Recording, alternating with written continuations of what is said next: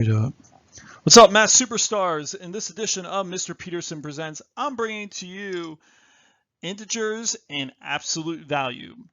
So what are integers? For your fill-in-the-blank notes, you have integers are a set of whole numbers. So the whole numbers are 1, starts with 1 and goes up. Those are your positive numbers. They're opposites. So when you figure out the opposite of a whole number, those give us your negative numbers. And 0.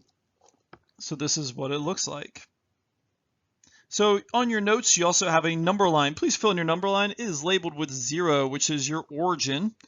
Go ahead and label your positive numbers first, which are your whole numbers, and then the opposites. So make sure you have your negative numbers written out as well. So how can you tell which integer is greater? So what you can do is you can put them on a number line. So the number on their number line, you can tell that the smaller number is located to the left of the bigger number. And so here we can compare two numbers here. So if we compare -5 to -1, we can tell that -5 is smaller because it is to the left of -1. If we tried to compare, so we try to compare -8 to -10, we know that -8 is the bigger number because the smaller number is -10 to the left. Say if we compared -3, pick a different color, let's pick blue. So if we compared -3 to 6, we know that -3 is the smaller one because it is to the left of -6.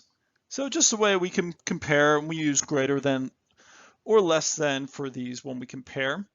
You're also going to be asked to order them. And so to order them, just put them on a number line if you can, or put them in line from smallest to biggest, and then give the correct order that it's asking.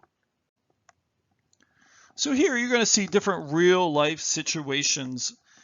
So first thing is for temperature, you know that it is, you might see 32 degrees Fahrenheit, which you can say that's above 0. Or you might see temperatures like -5 degrees Celsius. So we know that is below 0.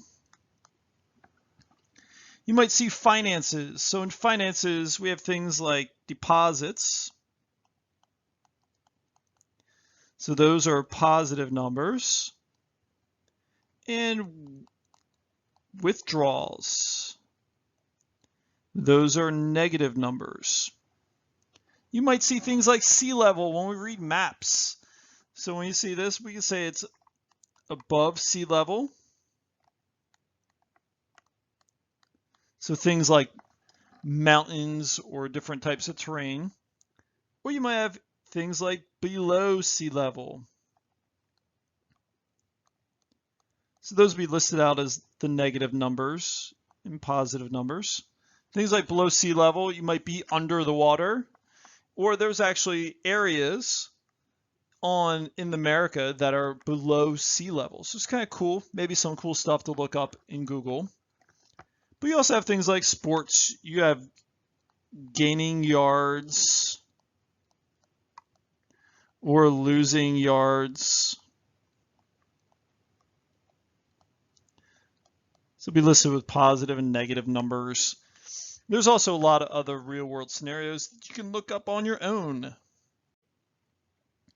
But let's talk about the opposites here. And so another word for the opposites, the fancy mathematical word, is called the additive inverse.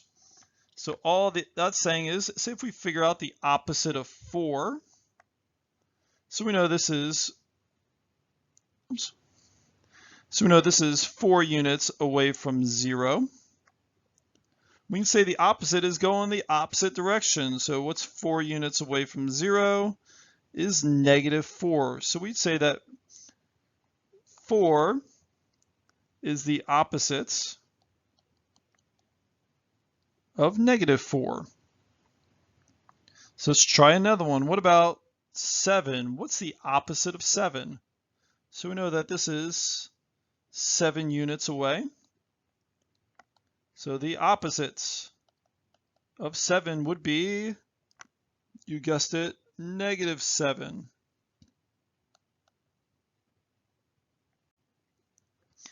And last but not least, we're going to talk about absolute value. So for absolute value, this is the distance a number is away from 0. So here you're going to be given something that looks like this. So you have the absolute value are 2 bars, so not parentheses, but 2 straight lines, and -5. So you read this as the absolute value of -5.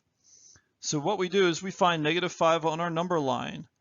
And we're saying is, how far is -5 away from 0?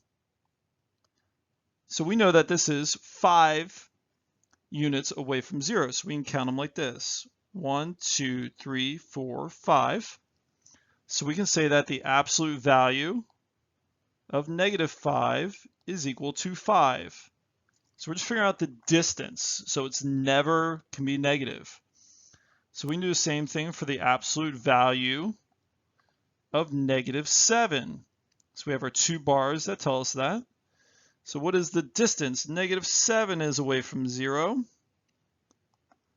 And you guessed it, it is 7 units away from 0. And what about the absolute value of a positive number? So the absolute value of 10. So we're just figuring out the distance it is away from 0. So we say that's equal to 10 units away from 0.